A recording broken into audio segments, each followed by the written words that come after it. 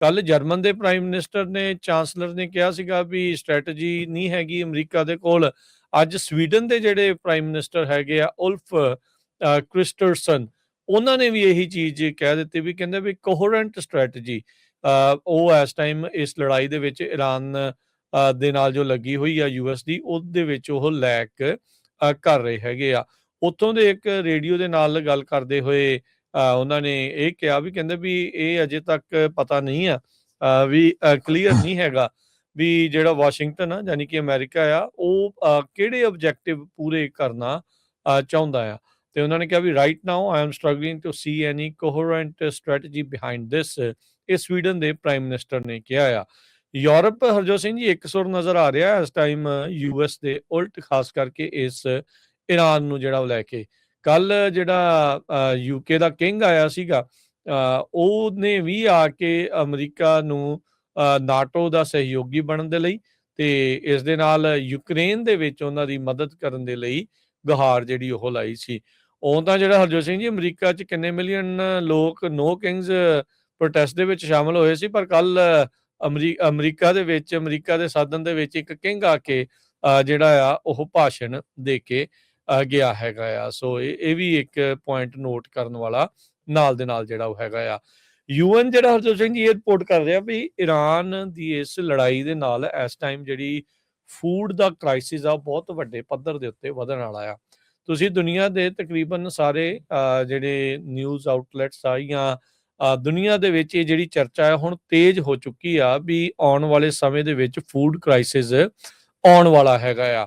ਕੱਲ Wall Street general ਵੀ ਜਿਹੜਾ ਇਹੀ ਚੀਜ਼ ਨੂੰ ਰਿਪੋਰਟ ਕਰ ਰਿਹਾ ਸੀਗਾ ਤੇ ਅੱਜ UN ਦੀ ਜਿਹੜੀ ਨਵੀਂ ਰਿਪੋਰਟ ਆ ਉਹ ਇਹ ਕਹਿ ਰਹੀ ਆ, ਕਹਿੰਦੇ ਵੀ ਫੂਡ ਕ੍ਰਾਈਸਿਸ ਇਸ ਟਾਈਮ ਸਾਰੇ ਹੀ ਜਿਹੜੇ ਪਾਪੂਲੇਸ਼ਨ ਗਰੁੱਪ ਹੈਗੇ ਆ, ਜਿਹੜੇ ਤਰ੍ਹਾਂ ਦੀ ਜਨਸੰਖਿਆ ਹੈਗੀ ਆ, ਚਾਹੇ ਛੋਟੀ ਉਮਰ ਦੀ, ਚਾਹੇ ਮੱਧ ਦੇ ਵਿੱਚ ਤੇ ਚਾਹੇ ਵੱਡੀ ਉਮਰ ਦੇ, ਉਹਨਾਂ ਸਾਰਿਆਂ ਨੂੰ ਇਹ ਅਸਰ ਪਾ ਰਿਹਾ ਹੈਗਾ। ਖਾਸ ਕਰਕੇ ਲੈਬਨਾਨ ਨੂੰ ਲੈ ਕੇ ਉਹਨਾਂ ਨੇ ਇਹ ਰਿਪੋਰਟ ਪੇਸ਼ ਕੀਤੀ ਆ। UN food and agriculture organization, world food programme ਤੇ ਲੈਬਨਾਨ ਐਗਰੀਕਲਚਰ ਮਿਨਿਸਟਰੀ ਨੇ ਜਿਹੜਾ ਉਹ ਕਿਹਾ 7,25,000 ਲੋਕ ਜਿਹੜੇ ਲੈਬਨਾਨ ਦੇ ਵਿੱਚ ਰਹਿਣ ਵਾਲੇ ਆ, ਉਹ ਕਹਿੰਦੇ ਵੀ ਇਸ ਟਾਈਮ ਫੇਜ਼ 3 ਜਾਂ ਉਸ ਤੋਂ ਵੀ ਭੈੜੇ ਲੈਵਲ ਦੀ ਜਿਹੜੀ ਫੂਡ ਇਨਸਿਕਿਉਰਿਟੀ ਆ, ਉਸ ਦਾ ਸਾਹਮਣਾ ਉਹਨਾਂ ਨੂੰ ਕਰਨਾ ਪਊਗਾ। ਕਹਿੰਦੇ ਵੀ ਆਲਰੇਡੀ ਆਪਾਂ ਦੇਖਿਆ ਵੀ ਸੀਰੀਆ ਦੇ ਜਿਹੜੇ ਰਿਫਿਊਜੀ 36% ਉਹ ਜਿਹੜੇ ਹੋਏ ਨੇ, ਪੈਲਸਤੀਨ ਤੋਂ ਲੱਖ ਤੋਂ ਵੱਧ ਜਿਹੜੇ ਲੋਕ ਆ ਉਹ 45% ਉਹ ਇਸ ਟਾਈਮ ਰਿਫਿਊਜੀ ਜਿਹੜੇ ਆ ਉਹ ਕ੍ਰਾਈਸਿਸ ਫੇਸ ਦੇ ਵਿੱਚ ਦੱਸੇ ਜਿਹੜੇ ਉਹ ਜਾ ਰਹੇ ਹੈਗੇ ਆ।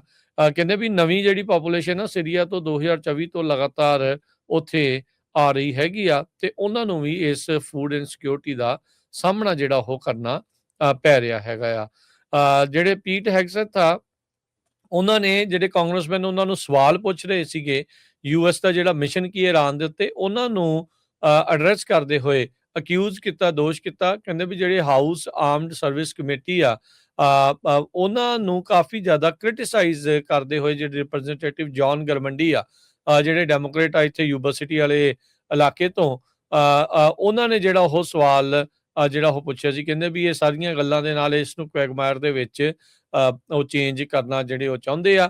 ਹੈਗਸੈਥ ਨੇ ਕਿਹਾ ਵੀ ਇਦਾਂ ਦੇ ਜਿਹੜੀਆਂ ਸਟੇਟਮੈਂਟ ਆ ਇਹ ਰੈਕਲੈਸ ਜਿਹੜੇ ਉਹ ਹੈਗੇ ਆ। Who are you cheering for? ਇਹ ਸੇਮ ਥਿੰਗ ਚੱਲ ਰਹੀ ਆ ਵੀ ਹੁਣ ਜਿਹੜਾ ਰਾਸ਼ਟਰਵਾਦ ਦਿਖਾਓ, ਇਹਨਾਂ ਦਾ ਇਹ ਮਤਲਬ ਹੈਗਾ ਵੀ ਸਵਾਲ ਵੀ ਜਿਹੜਾ ਉਹ ਸਾਨੂੰ ਤੁਸੀਂ ਨਾ ਕਰੋ। ਜਿਹੜੇ ਪੀਟ ਹੈਗਸੈਥ ਆ, ਡਿਪਾਰਟਮੈਂਟ ਆਫ ਡਿਫੈਂਸ ਦੇ ਜਿਹੜੇ ਸਕੱਤਰ ਆ, ਉਹਨਾਂ ਨੇ ਜਿਹੜੇ ਇਦਾਂ ਦੀਆਂ ਸਟੇਟਮੈਂਟਸ ਜਿਹੜੀਆਂ ਹੁਣ ਦੇ ਰਹੇ ਆ, ਕਹਿੰਦੇ ਵੀ ਸਾਨੂੰ ਸਵਾਲ ਜਿਹੜਾ ਆ ਉਹ ਤੁਸੀਂ ਨਾ ਕਰੋ, ਬਸ ਜਿੱਦਾਂ ਅਸੀਂ ਕਰ ਰਹੇ ਹਾਂ ਉਹ ਸਾਡੀ ਪਿੱਠ ਥਾਪੜੀ ਚੱਲੋ ਤੇ ਬੱਲੇ ਬੱਲੇ ਜਿਹੜੀ ਉਹ ਕਰੀ ਚੱਲੋ। ਤੇ ਕਹਿੰਦੇ ਵੀ ਇਹਦੇ ਨਾਲ ਤੁਹਾਡੇ ਸਵਾਲ ਕਰਨ ਦੇ ਨਾਲ ਜਿਹੜੇ ਮਿਸ਼ਨ ਆ ਉਹ ਅੰਡਰਮਾਈਨ ਹੁੰਦਾ ਹੈਗਾ।